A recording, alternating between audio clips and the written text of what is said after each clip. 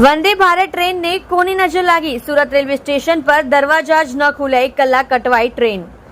દેશભરમાં ગત વર્ષે દોડતી કરાયેલી વંદે ભારત ટ્રેનના વિવાદોનો પર આવતો નથી।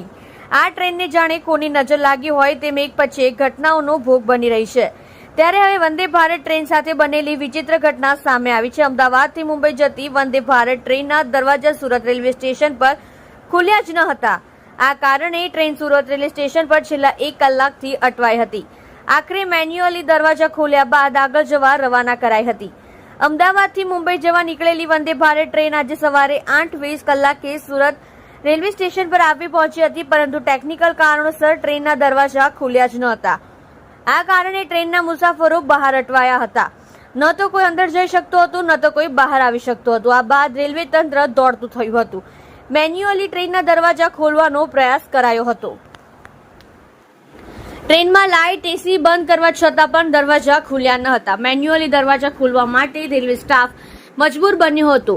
ટ્રેનના C14 કોચનો દરવાજો મેન્યુઅલી ખોલવામાં આવ્યો હતો। આમ વંદે ભારત ટ્રેનમાં સુરત રેલવે સ્ટેશન પર ઉતરનારા તમામ મુસાફરોને C14 કોચના દરવાજામાંથી બહાર કાઢવામાં આવ્યા હતા, જેના બાદ ટ્રેનને આગળ મુંબઈ જવા રવાના કરાઈ હતી। ઉલ્લેખનીય છે કે વંદે ભારત ટ્રેન જ્યારથી પાટા પરથી દોડતી થઈ છે ત્યારથી તેને અકસ્માતોનું ગ્રહણ લાગ્યું છે। પ્રધાનમંત્રી નરેન્દ્ર મોદીએ લીલી ઝંડી આપ્યા બાદ વંદે ભારત ટ્રેનના અકસ્માતો સતત ચર્ચામાં રહ્યા છે। છેલ્લા કેટલાક સમયથી વંદે ભારત ટ્રેનને વારંવાર અકસ્માતો નડી રહ્યા છે।